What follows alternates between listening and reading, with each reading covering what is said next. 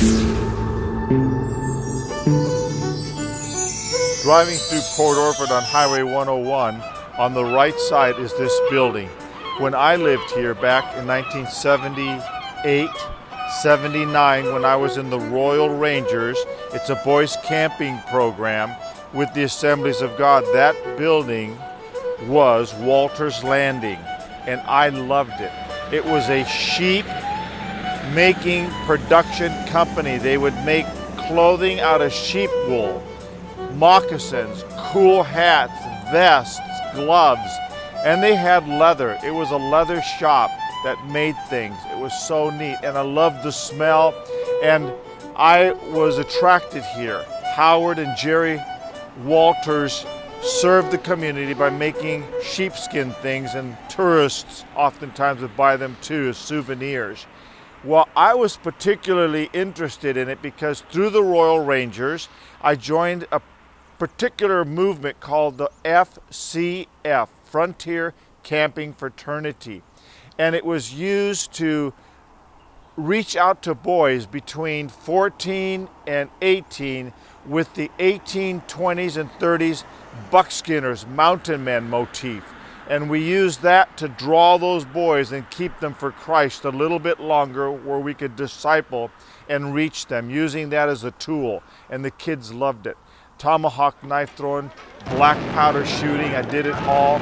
But one thing I needed in 1978, when I was inducted to the Frontier Camping Fraternity and got the name Little Bear, was I needed buckskins. And I wanted to make an Indian outfit.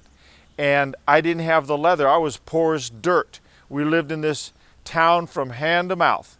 And I just didn't know how I could buy leather. Leather's expensive when you don't have money. And so I went in there and hem and hawed, and they knew I was looking for leather, and they didn't come right up and go, "Oh, Little Bear, we love you so much. We're going to give you, like $300 to $400 worth of leather to make an entire outfit."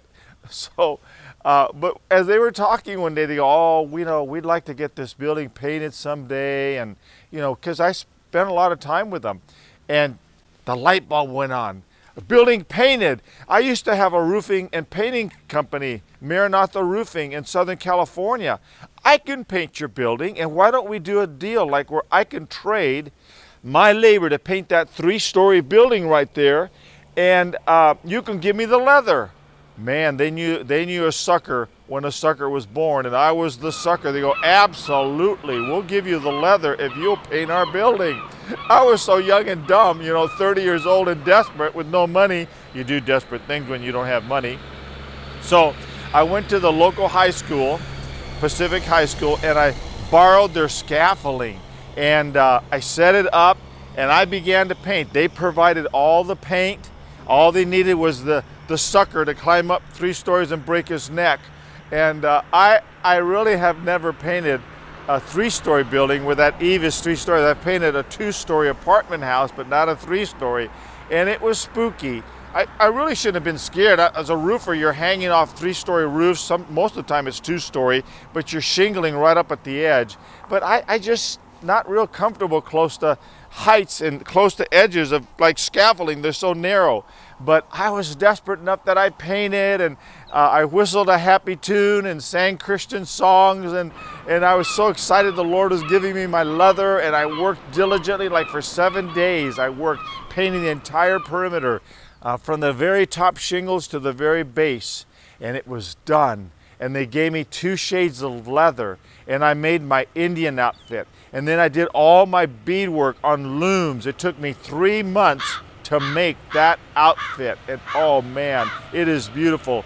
And I traveled all over America as Little Bear, and I did hundreds and hundreds of young children camps, Royal Ranger camps, homeschool conferences, church ministry, using that outfit as a tool to get into a place where normally, just as a regular person wearing regular clothing, I may not have had the opportunity.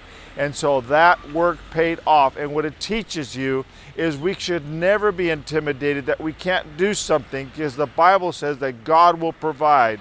God does things. He makes a way in the wilderness when there doesn't seem to be a way. He makes a way in the plains. He makes a way in the ocean. He makes ways.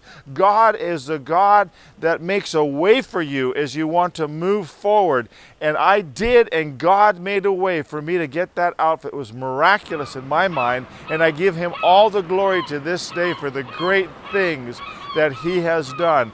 I was willing to do a little blood, sweat, and tears and work, and he reached out and did the provision that I needed, and it continues to even be with me this day.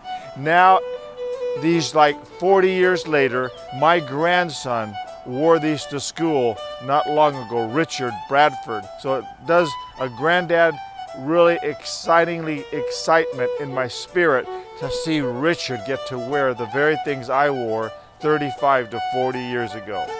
I leave you with this word to pause and ponder.